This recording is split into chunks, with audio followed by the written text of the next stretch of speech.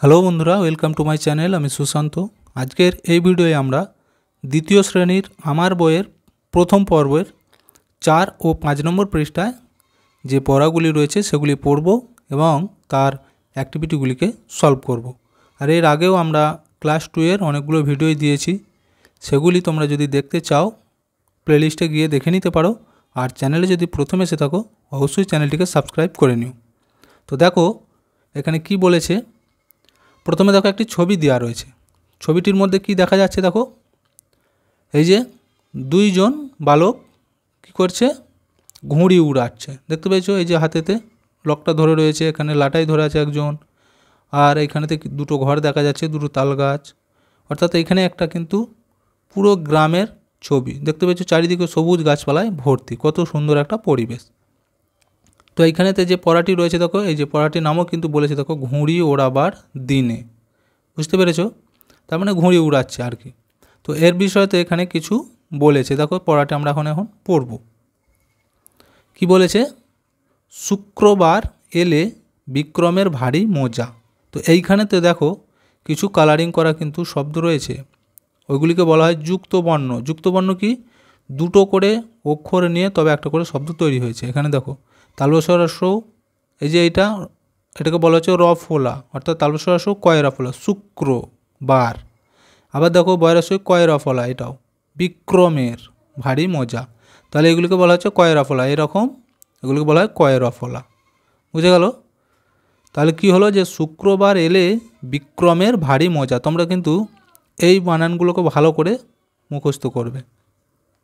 এরপর দেখো সামনেই শনি রবিবার ছুটি। ও আর টিপু ঘুড়ি ওড়াতে দক্ষ। এই দেখো এখানে একটা কিন্তু রঙিন রয়েছে, দেখতে পেয়েছো, এটাকে বলা হচ্ছে ক্ষয় মদনশয়।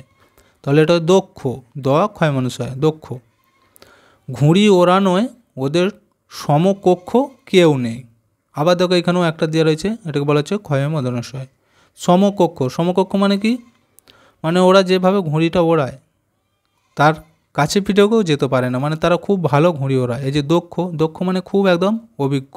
বুঝে গেল? এরপর দেখো কি বলেছে, যে চলো উপরের রঙিন অংশগুলিকে ভেঙে দেখি। তো এই যে এখানে এই যে রঙিনগুলো, এগুলো কি আবার কিন্তু নিচেতে ভেঙে দেখিয়েছে। দেখো এই যে লেখা আছে ক, আর এই যে দেওয়া ছিল আমি কি বললাম, এটা রফলা। রফলা মানে কি, র। এই দেখো ক যুক্ত র, রটাকে এইভাবে লেখা হচ্ছে কয়ের রফলা। র থেকে বদলে যে রফলা হয়ে যাচ্ছে, দেখতে পেয়েছো, ক আর র, কয় রফলা। আবার দেখো এটা ক্ষয় মদনশয় বলে শুনো, খ আর এই যে পেটকানো মদনস্য দুটো যোগ হয়ে যে ক্ষয় মদনস্বয় হয়েছে। বুঝে গেল? এরপর দেখো বলেছে এসো একই রকমের নতুন কথা শিখি, ওই একই ধরনের রফলা দিয়ে। তাহলে এই যে ব কয়ের রফলা কী হবে উচ্চারণ, বক্র। আবার দেখো চ কয়ের রফলা কী হবে, চক্র। আবার দেখো এখানে একটা আছে প ক্ষয় মদনশয়, তাহলে কী হবে, পক্ষ। এটা অ ক্ষয় মদনশয় র, অক্ষর। এইভাবে কিন্তু পড়তে হবে। তাহলে বুঝে গেল ওইগুলিকে বলা হচ্ছে রফলা, আর এটা হলো ক্ষয় মদনশয়। এরপর দেখো নিচেতে কি বলেছে, ঘর পূরণ করি। তাহলে এই যে যুক্তবর্ণ করে একসাথে আমরা যোগ করে লিখবো এইগুলিকে, কয় রফলা মু তালবস্য। তাহলে তিনটেকে আমরা যদি একসাথে উচ্চারণ করি কী হবে, ক্রমর্ষ, ক্রমর্ষ। তাহলে দেখো এটা হয়ে যাবে কয় রফলা মু তালবস্য, ক্রমর্ষ। আবার দেখো এখানে একটা আছে দন্তস্ব ক্ষয় মদনশয় মু। তাহলে তিনটাকে আমরা যদি একসাথে উচ্চারণ করি কী হবে, স ক্ষম, দন্তস্ব ক্ষয় মদনশয়ে মু। বুঝে গেল, সক্ষম। এটাও তাই দেখো, তাহলে কী লিখব, কয় রফলা ক্র, ময়রাস্যই মি আর ক।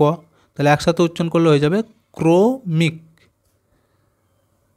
এই কয় রফলা ময়রাস্যই ক, ক্রমিক।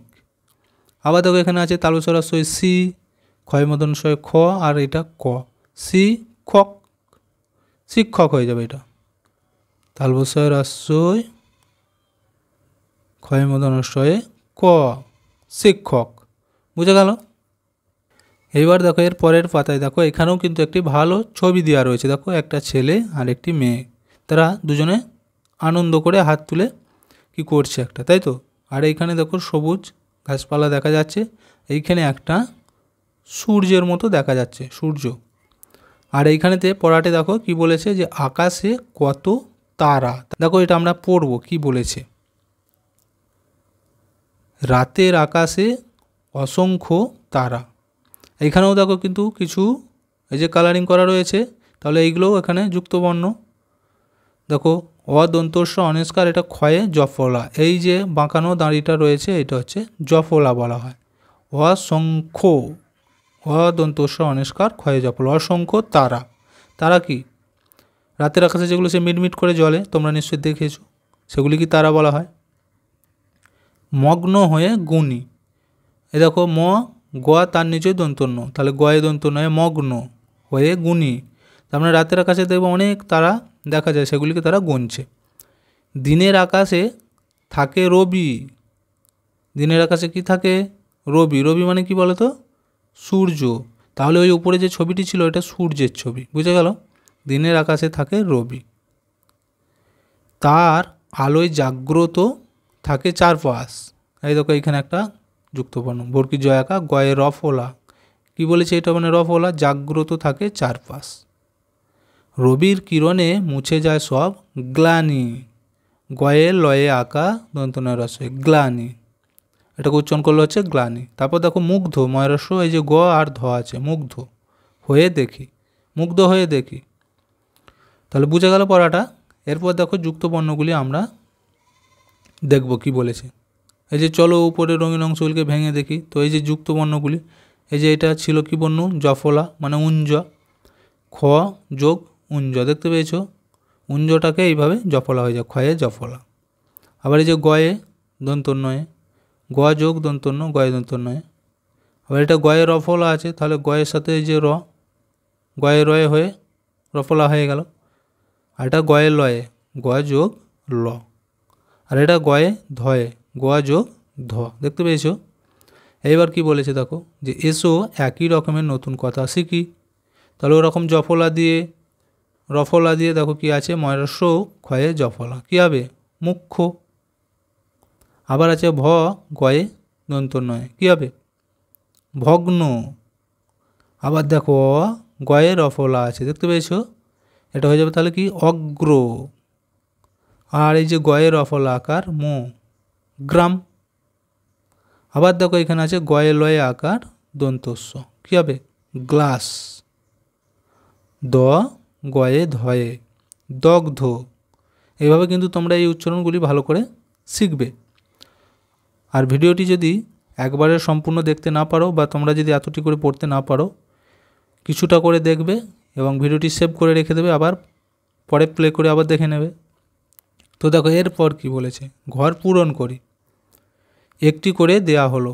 এই যে দেখিয়ে দিয়েছে, ক্ষয় জাফলা আকার তয় রস্যই, খ্যা যুক্ত তি, দেখতে পেয়েছো, যুক্ত করে লিখতে দিয়েছে।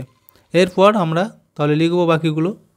এই যে দন্তস্ব ক্ষয় জাফলা, তাহলে আমরা কি লিখব, এইখানটায় হয়ে যাবে দন্তস্ব, আর ক্ষয় জাফলাটা এইখানটায় লিখে দেবো আমরা। দন্তস্ব ক্ষয় জাফলা কী হবে, একসাথে উচ্চারণ করলে সক্ষ হলো। আবার দেখো রয় রস্য গয়ে দন্ত নয়, এটা উচ্চারণ কি, রুগ্ন। তাহলে এইটা হবে রয়ে রস্য, আর এইখানে আমরা গয়ে দন্ত নয় এটা লিখব, রুগ্ন। আবার দেখো এখানে আছে গ্রাম, তাহলে এটাকে যদি আমরা ভাঙি, গয়ে রফলা, এখানে আঁকা, এখানে শুধু মটা লিখব গ্রাম। এটা কি আছে, দুগ্ধ, দয় রস্য গয়ে ধয় দুগ্ধ, তাহলে এইখানটা আমরা লিখব দয় রস্য, এইখানে লিখব গয়ে ধয়, বুঝে গেল, দুগ্ধ। তো ভিডিওটি আজকে আমরা এখানেই শেষ করছি। ভিডিওটি যদি ভালো লাগে অবশ্যই একটা লাইক দিয়ে দিও এবং শেয়ার করে অন্যদেরকেও দেখার সুযোগ করে দিও।